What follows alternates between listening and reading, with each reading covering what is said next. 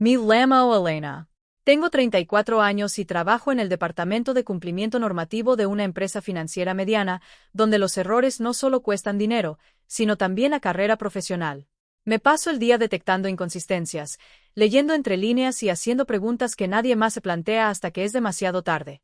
Así que cuando mi madre me llamó después de 2 años de silencio y me dijo, «Te echamos de menos». Tenemos, solo nosotras. Debería haberme fijado en lo que no dijo. No se disculpó. No me dio explicaciones. Y no mencionó que la reserva era para 12 personas. Aún así, acepté. El restaurante se llamaba Mar Azul, de esos sitios donde no hay precios en la carta y el anfitrión te recibe como si ya supiera lo que vales. Estaba justo al borde del agua, todo cristal y manteles blancos, con música suave que intentaba disimular el ruido del dinero que se gastaba. Aparqué al otro lado de la calle porque el servicio de aparcacoches me pareció innecesario para una cena que se suponía que sería sencilla. Solo nosotros dos. Recuerdo haberme mirado en el reflejo de la ventanilla del coche antes de entrar. No porque me importara lo que pensaran, sino porque necesitaba recordarme quién era ahora. No la versión de mí que recordaban. No la que dijo que sí antes de que terminara la pregunta. Entré exactamente a las 7. El anfitrión sonrió. ¿Reserva para la fiesta de Álvarez? Sunny. Ya están sentados. Claro que sí. Lo seguí pasando mesas llenas de parejas y conversaciones tranquilas hasta que llegamos a una mesa larga cerca de las ventanas. Los vi antes de que ellos me vieran. Mi madre, mi padre, mi hermano Mateo, y luego todos los demás. Mi tía Rosa. Mi tío Luis. 3 primos. 2 personas que ni siquiera reconocí. 12 asientos. Once ocupados. Uno esperándome. Mi madre se puso de pie primero, con el rostro iluminado como si nada hubiera pasado. Elena, mi hija. Abrió los brazos y, por un segundo, solo un segundo, sentí la nostalgia de lo que eso solía significar. Entonces vi la mesa. Los platos ya estaban medio vacíos. Las copas de vino, rellenas. Una torre de mariscos en el centro, langosta, ostras, camarones, apilados como una exhibición en lugar de una comida. Llevaban allí un buen rato. Habían estado pidiendo. Dijiste que solo éramos nosotros, dije, manteniendo la voz firme mientras me sentaba. Mi madre hizo un gesto con la mano, como si las 10 personas adicionales fueran un detalle sin importancia. Crescio. Ya sabes cómo es la familia. Sí, lo sabía. Ese era el problema. Mi padre se recostó en su silla, observándome con la misma expresión que solía tener cuando traía las calificaciones. Analizando. Calculando. Te ves bien, dijo. Lo estoy, respondí. Mateo levantó su copa. Para Elena. Finalmente decidió volver a la familia. Ahí estaba. No era un bienvenida de vuelta. No era un te echamos de menos. Por fin. Sonreí, con esa sonrisa que practico en las reuniones cuando alguien intenta acorralarme con medias verdades. Me invitaron.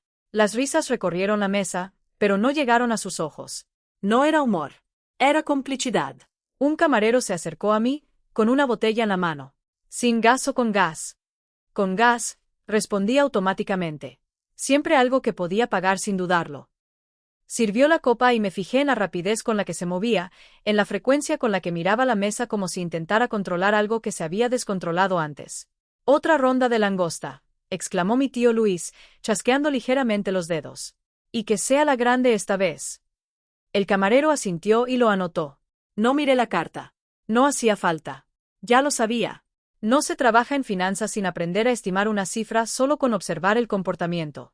Solo el vino. 3 botellas sobre la mesa, una ya vacía, costaba fácilmente más de 1000. ¿La torre de mariscos? Otros 800, como mínimo.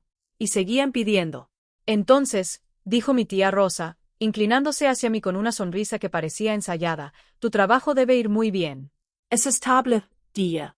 Estable, repitió, intercambiando una mirada con mi madre.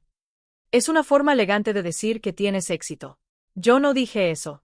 Pero hemos oído, añadió Mateo, removiendo su vino, que te va muy bien. Una gran empresa. Un puesto importante. Importante. Esa palabra otra vez. No feliz. No realizada. Importante. Di un sorbo a mi agua, dejando que el silencio se prolongara lo suficiente como para incomodarlos. Al otro lado de la mesa, mi padre cogió la botella de vino y se rellenó la copa. La familia debería celebrar los éxitos, dijo. ¿No crees? Lo miré a los ojos. Depende de lo que se celebre. Por un momento, nadie habló. Entonces mi madre dio unas palmadas suaves, rompiendo la tensión. Esta noche se trata de estar juntos de nuevo. Sin pasado, sin problemas. Solo familia. Sin pasado. Sin problemas. Solo una mesa llena de gente que no me había hablado en 2 años, compartiendo de repente una comida que claramente no podían permitirse. El camarero regresó con otra bandeja, colocando 2 enormes langostas en el centro. Mantequilla, limón, vapor que se elevaba. ¿Algo más? Preguntó. Mi padre ni siquiera miró la carta. Otra botella. La misma. El camarero dudó medio segundo. Lo suficiente para que lo notara. Luego asintió y se fue. Lo vi marcharse. Luego volví a mirar la mesa. Las manos que se extendían, los vasos que se alzaban, la facilidad con la que se movían, así era lo normal. Como si siempre hubiera sido el plan. Y entonces lo sentí. No era ira. Todavía no. Reconocimiento. Porque ya lo había visto antes, no en restaurantes, sino en hojas de cálculo. En patrones.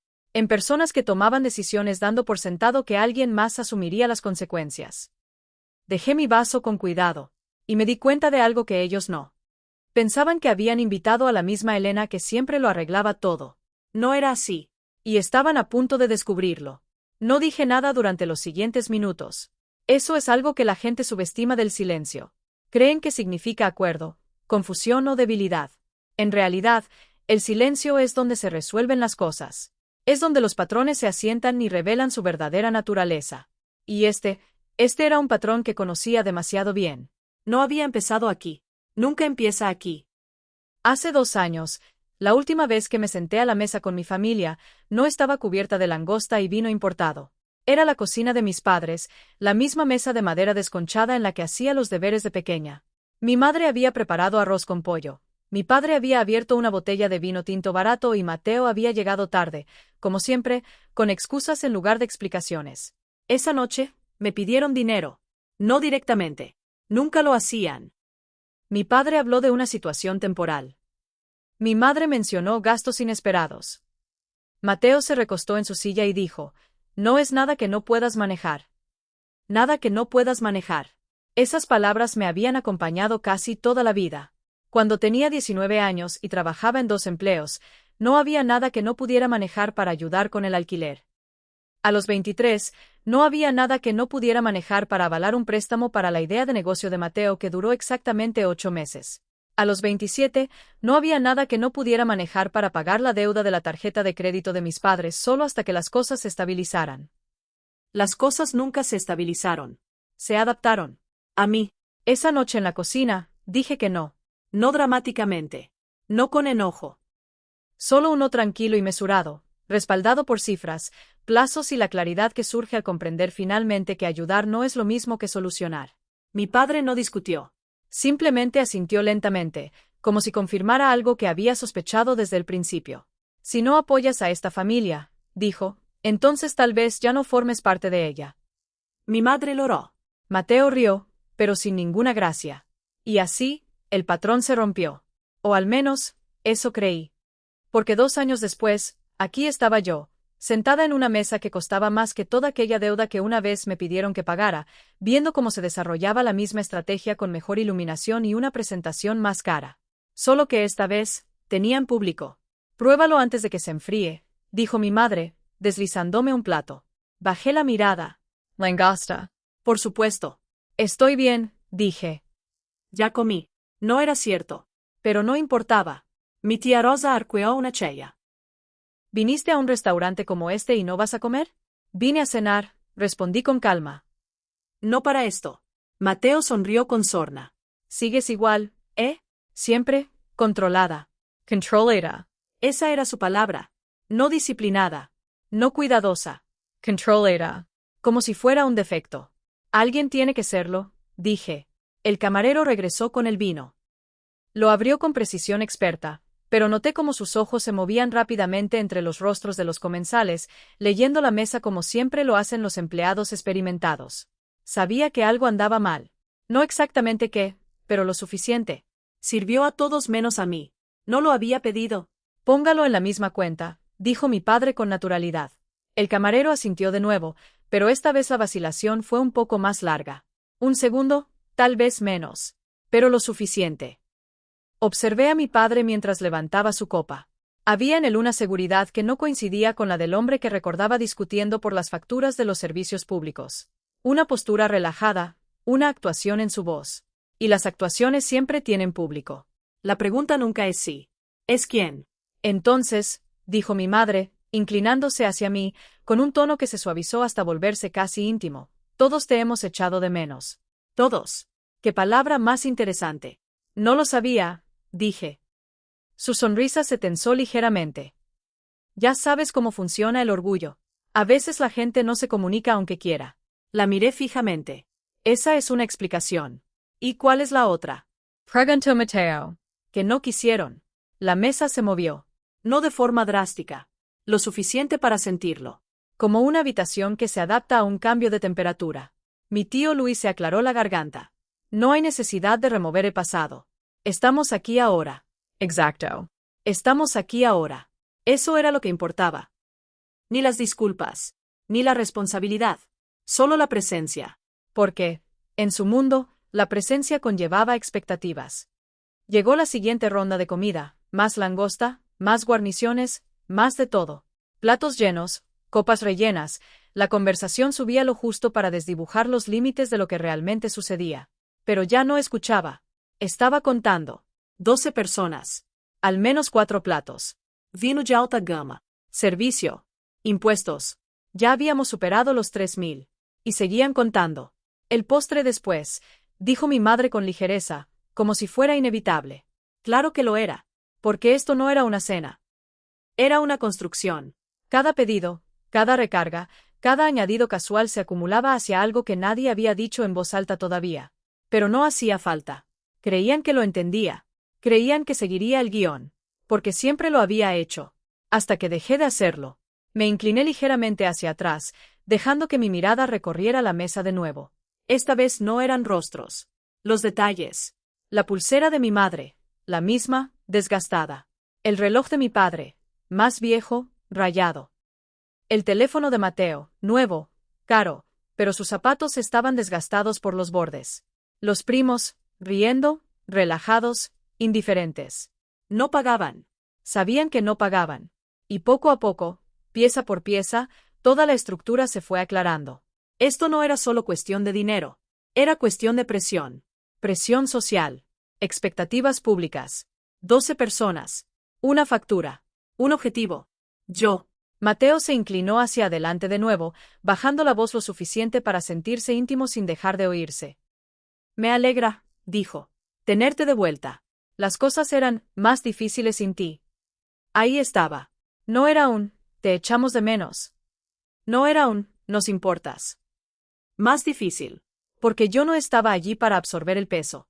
Asentí lentamente. Seguro que sí. Sonrió, satisfecho, como si eso le confirmara algo. No fue así. Al otro lado de la mesa, mi padre dejó su copa y me miró fijamente. Esta vez no con disimulo, con intención. La habitación no se quedó en silencio, pero se hizo más pequeña. La familia, dijo, se cuida entre sí. La misma frase, en otro restaurante, con mejor vino, con el mismo significado. Sentí que algo se calmaba en mi pecho. No era tensión, no era vacilación. Claridad, porque en ese momento comprendí exactamente cómo iba a terminar esto. No como ellos pensaban, no como solía ser. Pero ahora era la única manera, y por primera vez desde que entré en ese restaurante, me permití relajarme. Solo un poco. Porque lo más difícil de cualquier situación no es la confrontación. Es la incertidumbre que la precede. Y eso había desaparecido. Tomé mi vaso, di un sorbo lento de agua con gas y lo dejé con cuidado. Entonces sonreí. No la sonrisa educada. No la ensayada. Una sonrisa más silenciosa. Una sonrisa definitiva. Seguían preparando la cuenta. Seguían interpretando sus papeles. Seguía dando por sentado que el resultado ya estaba decidido. Y los dejé. Porque a veces la mejor estrategia no es interrumpir el patrón a tiempo. Es dejar que se complete solo. Así no hay confusión cuando se rompe. Las cartas de postres llegaron como una formalidad. Nadie nos preguntó si las queríamos. Las colocaron con tranquila seguridad, como si la decisión ya estuviera tomada entre la segunda botella de vino y la tercera ración de langosta. Mi madre ni siquiera abrió la suya. Tomaremos 3 soufflés de chocolate, dijo, y lo que recomiende la casa. Por supuesto. Lo que recomiende la casa. Mateo rió suavemente. Mejor terminar por todo lo alto. Terminar. Esa palabra sonó diferente ahora. Porque yo sabía algo que ellos no. Ya habíamos terminado. Vi al camarero asentir, anotarlo y marcharse. Su postura seguía siendo profesional, pero ahora se percibía cierta tensión. Conciencia. Sabía que esta mesa iba a ser un problema. No ruidoso. No obvio. Pero del tipo que se despliega silenciosamente y se manifiesta de golpe.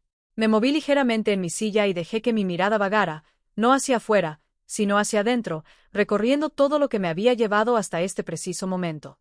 A los 17 años, entregando mi primer sueldo sin que me lo pidieran 2 veces. A los 22, explicándole los tipos de interés a mi padre mientras firmaba algo que no había leído. A los 28, sentada sola frente a un asesor bancario, reestructurando una deuda que no era mía, pero que llevaba mi nombre. Todas las versiones de mí habían creído lo mismo, que si lo manejaba lo suficientemente bien, con la suficiente calma, de forma completa, se acabaría. Nunca se acabó, porque no estaba resolviendo el problema, lo estaba financiando. Y esta noche fue simplemente una versión más elaborada y sofisticada de la misma situación. Llegaron los postres. Altos, delicados, caros. El vapor se elevaba del soufflé mientras lo colocaban en el centro de la mesa, las cucharas compartidas ya estaban dispuestas a su alrededor, como si fuera algo comunitario. Como todo lo demás esta noche. Compartir. Responsabilidad individual. Mi padre esperó. No lo apresuró. Ese era parte de su estrategia. Dejar que la mesa se asentara. Dejar que la satisfacción alcanzara su punto máximo. Entonces, haz la pregunta cuando todos estén demasiado cómodos como para interrumpirla. Dejó la servilleta lentamente, la dobló una vez y me miró fijamente. Elena, dijo. Mi nombre, medido. Deliberato. Todas las conversaciones en la mesa se suavizaron, no se detuvieron, sino que bajaron de tono, como un ruido de fondo que se desvanece para dar paso a otra cosa. Esto fue agradable, continuó. Tener a todos juntos de nuevo. Asentí una vez. Sí, dije. Y en cierto modo, era verdad. Porque la claridad tiene su propia clase de consuelo.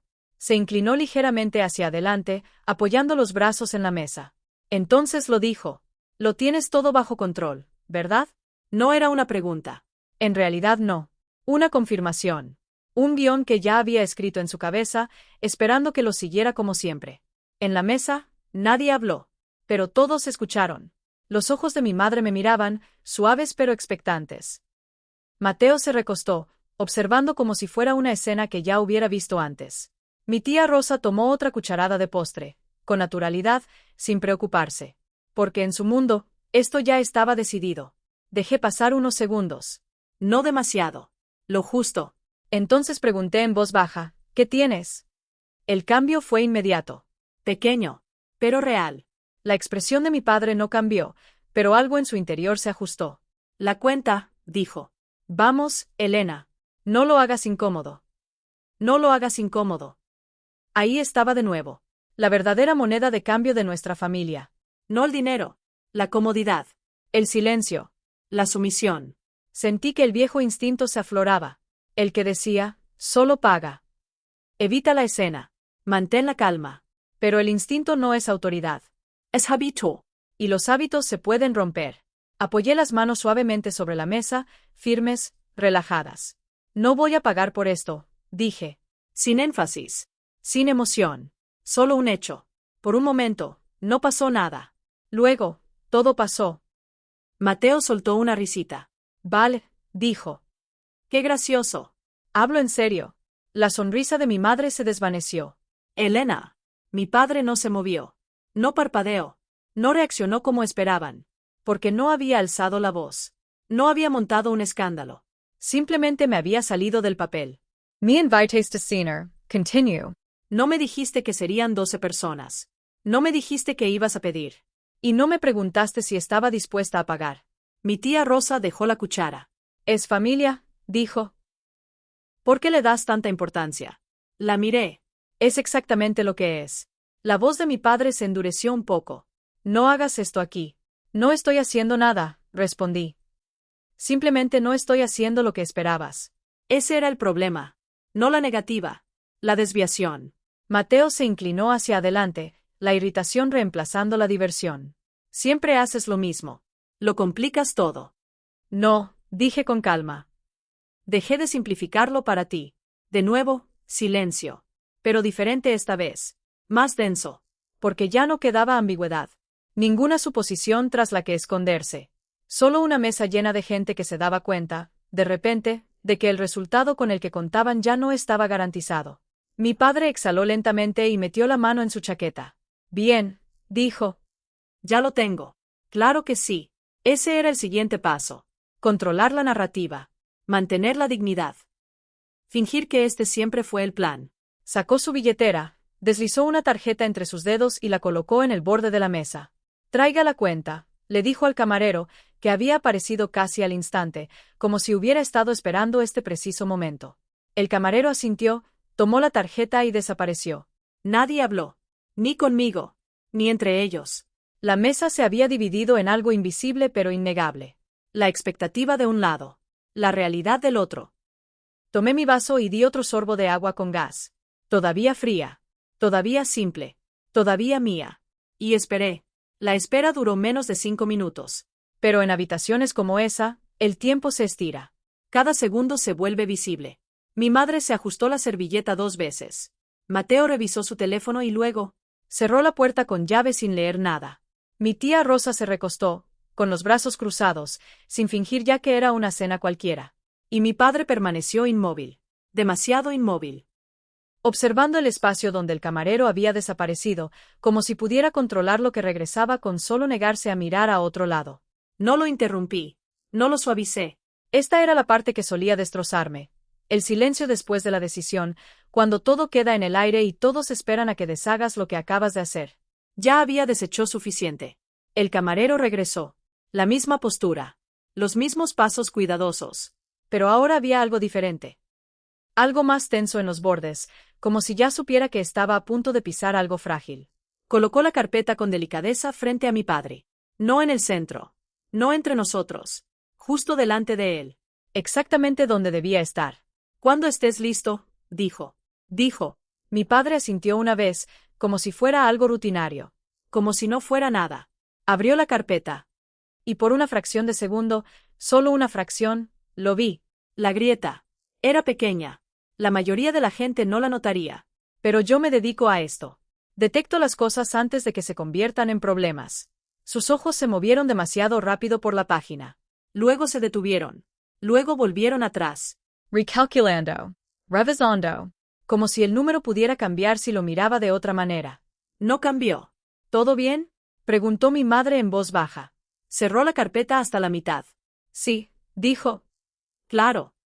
Claro. Tomó su vaso, dio un sorbo y luego lo dejó con más fuerza de la necesaria. Una señal. Para sí mismo. Para la mesa. Control. Deslizó la tarjeta más adentro de la carpeta y la colocó en el borde. El camarero se adelantó, tomó la carpeta y se marchó. Esta vez, nadie fingió. La mesa estaba en silencio. No un silencio cortés. Un silencio tenso. De esos que te oprimen el pecho. Mateo se inclinó ligeramente. Está bien, murmuró. Es solo un número. Casi sonreí. Porque los números nunca son solo números. Son decisiones.